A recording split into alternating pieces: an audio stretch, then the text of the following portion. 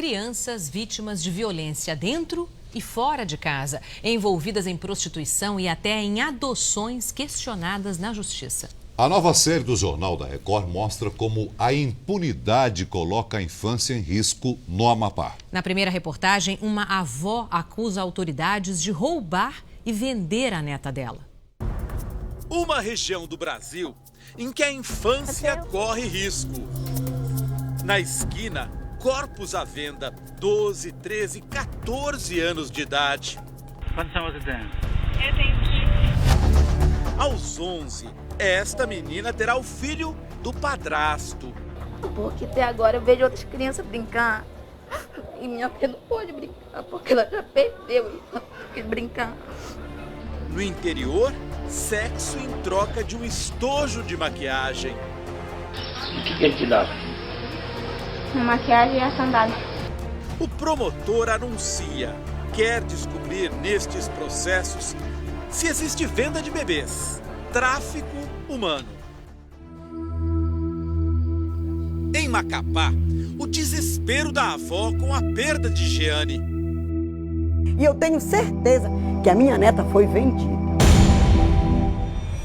Em Jundiaí, no interior de São Paulo, a incerteza do pai que adotou a criança. Eu tô me sentindo eu na frente do tsunami. A bebê em disputa foi de um extremo a outro do Brasil em tempo recorde.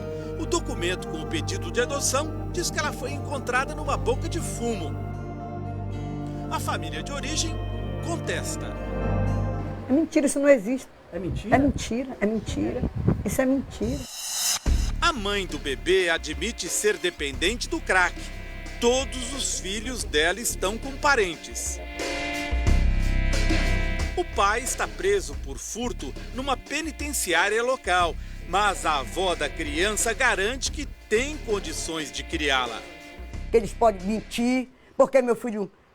Porque o pai é dependente, mas eu não sou. Eu nunca fumei, nunca bebi na minha vida. Né? Então, porque o pai tem esse problema, aí eles estão usando porque meu filho é um dependente. Dona Magali já tem a guarda de 2 netos, ambos do filho preso. Há mais de um ano ela perambula por órgãos oficiais, fazendo a denúncia sobre o sumiço de Jeane. O que a gente está fazendo agora aqui em Macapá é saindo da casa da dona Magali, nós estamos caminhando para o fórum, que é o que a senhora faz praticamente um dia sim, um dia não? Dia sim, um dia não, lá e ela puxando passou, direto. Quanto tempo que a senhora passou sem informação da neném? 6 meses. Um ano e 6 meses. Até que hoje, essa aqui, buscando ali na rede social, achou as fotos da criança. Né? Deu uma esperança para vocês de recuperar? Deu. Na versão de Dona Magali, o caso começou aqui, na casa da família. Temendo pelo futuro do bebê, um tio pediu ajuda a uma assistente social. Juan queria assustar os pais da criança dependentes de drogas e recebeu a assistente. Chegou aqui, conversou, tem testemunha, estavam meus irmãos, minha cunhada, estavam tudo aí. Conversamos com ela numa boa. Na hora que ela levou o bebê daqui, ela não falou, olha, tô dando para outra família, vai ser adotado. Não, ela não falou nada disso, até porque eu já tinha acertado com ela na secretaria. Então ela pegou e falou, olha, vamos dar o susto, depois eu devolvo a criança, vou chamar os pais da criança, vou conversar, vou dar um susto. E depois devolve. E depois eu devolvo a criança. A assistente social é Darlita Ferreira Barros. Por telefone, ela deu outra versão para o caso. Ele falou que a criança estava numa boca de fundo e que tinha, nessa linguagem, tinha sido um maconheiro que tinha entregado a criança lá na casa dele. Que eu poderia ir lá, porque ele já tinha ligado para a mãe dele, que a mãe dele é uma mulher de garimpo, estava por garimpo, e que disse que era para ele dar um jeito na criança. Darlita visitou a casa da família, acompanhada por um juiz, Saloé Ferreira da Silva. O juiz esteve aqui? Esteve aqui em casa. Esteve aqui em comum casa. o juiz vir assim para um caso de adoção ou não? Eu acho que não, mas ele veio com ela. O juiz teria argumentado que era preciso mandar a criança para São Paulo por motivos de saúde. Como foi a conversa da senhora com o juiz? Não, a conversa do juiz foi que ele falou que a neném tinha que fazer esse tratamento, né, lá em São Paulo, e que todo dia eu ia ter notícia da criança. O tio do bebê estranhou a atitude da assistente social Darlita. Ela queria a certidão de nascimento da criança, né? E a mamãe deu só cartão de vacina. E ela chegou a me oferecer dinheiro para me pegar o registro de nascimento para me dar para ela. Quanto porque ela queria te dar? Não, ela não falou valores, mas ela disse, poxa, mãe, pega a certidão para mim, se for preciso, eu te dou um dinheiro. Os documentos mostram que foi um processo rápido. O pedido de guarda provisória foi formalizado pela advogada Maria do Socorro Lima no dia 7 de novembro de 2011. No mesmo dia, o pai adotivo conseguiu uma certidão de nascimento, em que Jeane recebeu outro nome. O curioso é que, embora a família da criança seja de Macapá, todas as medidas legais foram tomadas em Mazagão, uma cidade do interior. Como é que foi feito Mazagão se a criança nasceu aqui em Macapá, né? Se a criança foi levada daqui. A criança não tem nada a ver com Mazagão. Não tem nada a ver com Mazagão. E as decisões sobre a criança foram lá? Foram tudo lá. Fomos a Mazagão, que fica a 40 quilômetros de Macapá, para investigar melhor o caso. É uma tranquila cidade de apenas 15 mil habitantes, que tem um único juiz, Saloé da Silva. No fórum, fomos informados que ele estava de férias. Você tem como conversar com o doutor Saloé? Saloé. O doutor Saloé não se encontra. Ah, não? Ele está de férias. Está de férias? Descobrimos que o juiz é casado com a assistente social Darlita, que cuidou de todo o processo de adoção. No documento que serviu de base para ele dar a guarda provisória da criança ao casal de Jundiaí, Darlita aparece como testemunha. Por telefone, ela nos disse que não vê conflito de interesses em atuar num caso que foi decidido pelo próprio marido. Mas que conflito? Mas que interesse ia ter uma criança, hein? Que interesse ia ter? Não, um conflito de interesse de você levar a criança para um lugar onde as decisões são tomadas pelo seu marido. Você não enxerga um conflito de interesse nisso? Você acha? Mas você foi no meu lugar. Aonde que você ia deixar uma criança um sábado à noite em Macapá? Num abrigo de Macapá. Num abrigo de Macapá. Você não conhece um abrigo de Macapá? Conheço todos. Abrigar uma criança em Macapá, em qualquer lugar do estado do Brasil, só se abriga a criança por determinação judicial. Darlita alega que levou a criança para Mazagão para receber atendimento neste centro de assistência social. A informação consta no documento apresentado pela advogada do casal de Jundiaí. Esse lugar aqui é supostamente onde a criança ficou antes de seguir para a adoção. Pelo menos consta no processo como sendo o lugar. A gente vai ver se consegue achar alguém aqui.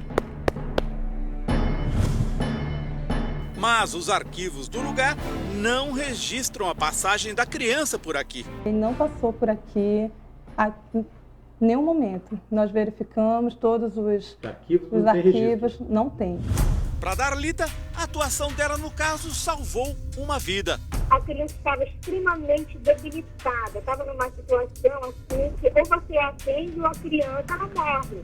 Eu posso fazer uma coisa por ação, não por uma omissão minha. E eu olhei para ela e eu falei assim, não, faz o seguinte, eu quero a criança de volta, eu vou me responsabilizar como tia, eu posso ficar com a guarda da criança. E que ela falou negativo, eu não vou te dar.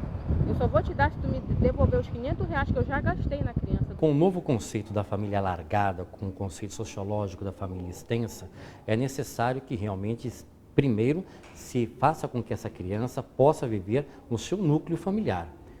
A família que ficou com a guarda provisória de Jeane já tem uma filha adotada também em Mazagão.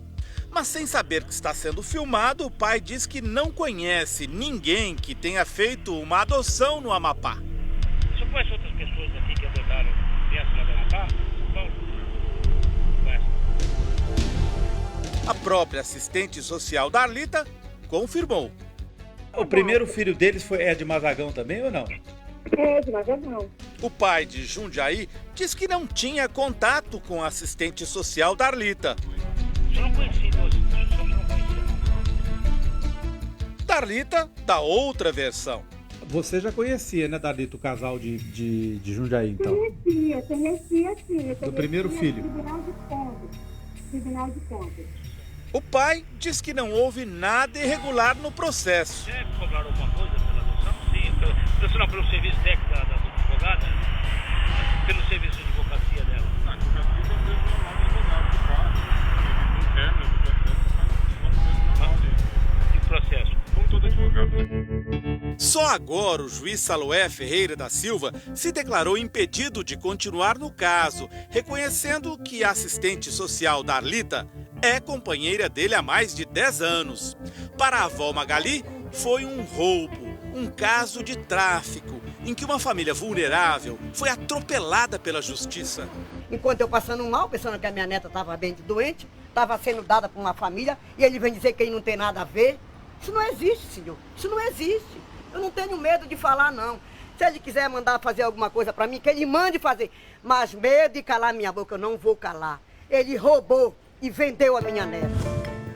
Por causa desta e de outras denúncias, este promotor de Macapá resolveu rever todas as adoções feitas na cidade nos últimos 5 anos. Eles estão fazendo isso, utilizando esse mecanismo para facilitar as adoções de pessoas amigas aqui que querem adotar. É exatamente nesse particular. Em outro caso que chamou a atenção do promotor, a mãe perdeu a guarda de 2 filhas. Uma delas para uma funcionária da própria Vara da Infância de Macapá. A mãe foi ao fórum em busca de um documento para um dos filhos. Chegando lá, viu uma denúncia anônima contra ela por causa do uso de drogas. E as crianças foram retiradas da família no corredor do fórum.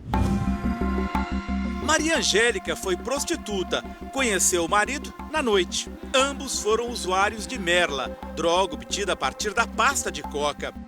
O bebê Jair Gabriel chegou há 40 dias, mas a família continua incompleta. Os pais são impedidos de ver os filhos e têm que se contentar com a foto de um calendário para se lembrar da mais novinha. Eu tenho uma foto aqui que é do calendário, que para mim é a mesma coisa. A mais nova, por ser branca de olhos azuis, teria atraído a atenção de uma funcionária da Justiça, que contaria com a ajuda de colegas para ficar com a criança para sempre. Nós pedimos para ela vir passar o aniversário dela com a gente.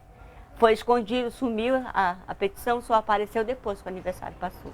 Esses mesmos servidores é que estavam manipulando o processo, que eles tinham interesse de prejudicar as pessoas e de ficar com a criança. Eles mesmos que estavam olhando, estavam pegando documento, estavam mandando documento para cá, tirando documento. Quando chegava um pedido para visitar, eles não apresentavam para o juiz se manifestar. Hoje os dois têm casa própria, trabalham juntos e têm renda para sustentar os filhos. A denúncia anônima contra eles não se confirmou. Os exames de sangue para o consumo de drogas deram todos negativo. A mãe nos leva para conhecer o quarto que foi preparado para as filhas que hoje vivem com outras famílias. Olha a bonequinha a cuca dela. Quem é essa? Da Angelina. É da Angelina.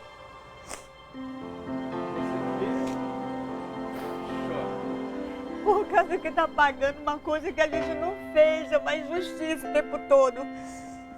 O desespero de Angélica é o mesmo de Dona Magali. Ambas temem que a justiça seja usada para tirar das famílias mais pobres o direito de criar seus próprios filhos. Eu quero a minha neta de volta. Eu dou para aquele lá de cima. Para aquele eu dou, para outra pessoa eu não dou.